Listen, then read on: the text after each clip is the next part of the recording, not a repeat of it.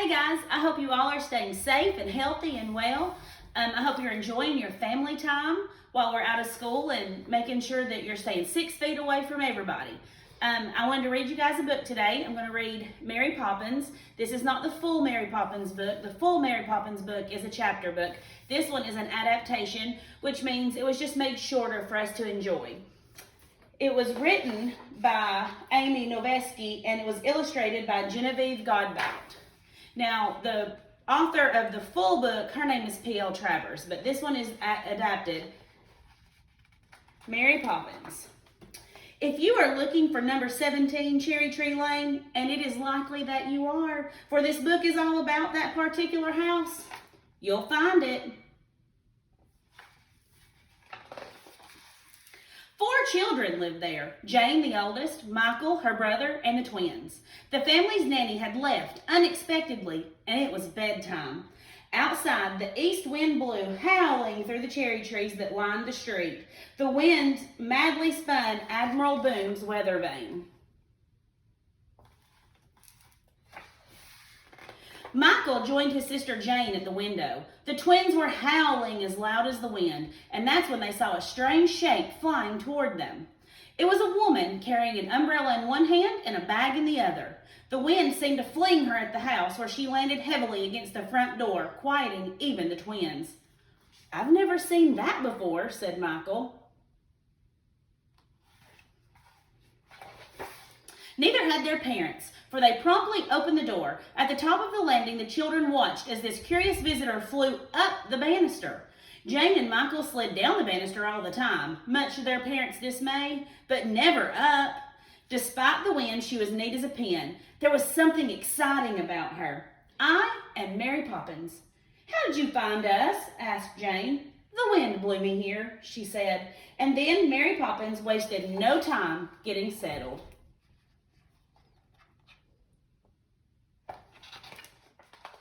She removed her hat, set down her umbrella, and from her strange bag she pulled out a starched apron, which she tied around her waist, a box of lozenges, a bottle of scent, a set of dominoes, 2 bathing caps, 7 flannel nightgowns, 4 cotton ones, a large bar of soap, a pair of boots, a postcard album, a toothbrush, and a pack of hairpins.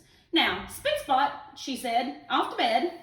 And before they knew it, Jane and Michael and even the twins were put in their pajamas, bathed and brushed and read to, much to their parents and their delight.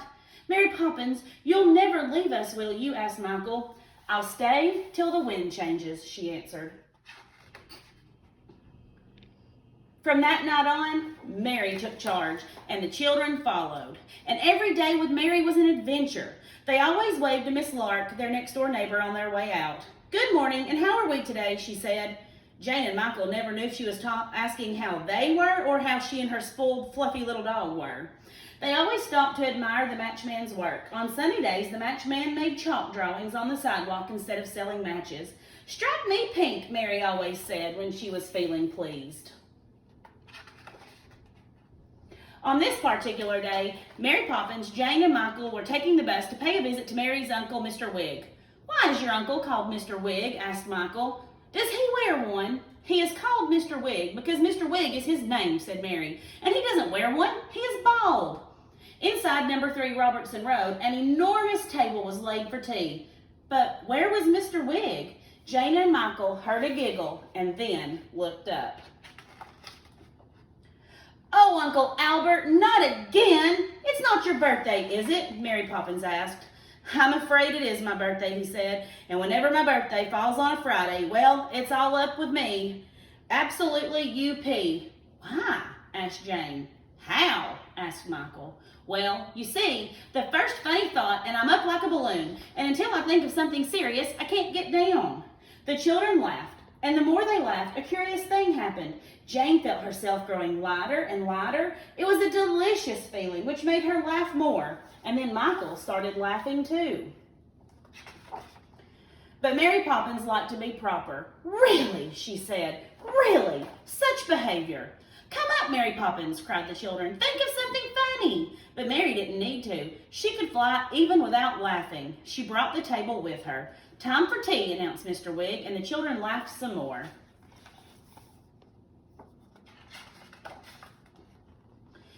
time to go, said Mary after a while, and no need to think of serious things like school or growing up. They all came down with a thump, just in time to catch the bus home. When the day started growing shorter, Mary Poppins brought Jane and Michael to the most curious shop they'd ever seen. "Fanny, Annie," Mary called into the empty shop. "Annie, Fanny," her echo called back.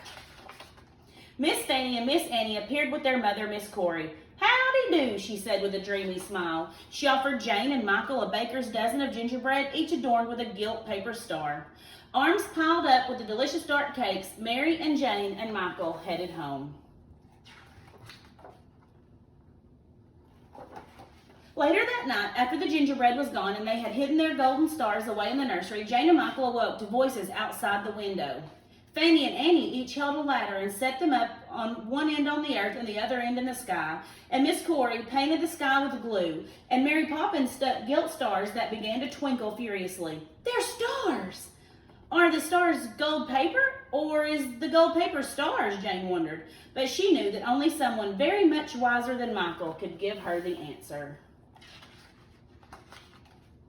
Another bedtime on a cold winter night. Michael was thinking about elephants. "I wonder what happens in the zoo at night." "Spitspot, to bed you go," said Mary Poppins. "She knows everything, but she never tells," Jane whispered. Just as they were about to drop off into sleep, they heard a voice say, "Hurry!" Jane and Michael followed the voice out of the bed and down the lane across the park until they came to the zoo. In the light of the full moon, Jane and Michael saw the most amazing things. The animals were free. In the center of it all was Mary Poppins. The voice belonged to a bear wearing a coat with brass buttons. He handed them each a ticket and told them, "We are all made of the same stuff, bird and beast, star and stone. We are all one." Winter turned to spring as it does, and the bare cherry trees on Cherry Tree Lane blossomed and rained pink petals once again. Mary Poppins was especially quiet as she tidied up after supper. For a moment, she put one hand lightly on Michael's head and the other on Jane's shoulder, and there was something different in the air. Admiral Boone's weather vane confirmed the wind had changed. Jane and Michael heard the front door slam, and they rushed to their bedroom window. Jane and Michael opened the window. "Mary Poppins!" they shouted. The wind blew her over the rooftops and away from Cherry Tree Lane. Would they ever see her again? "Au revoir," she called, which means, dear reader, to meet again. The end.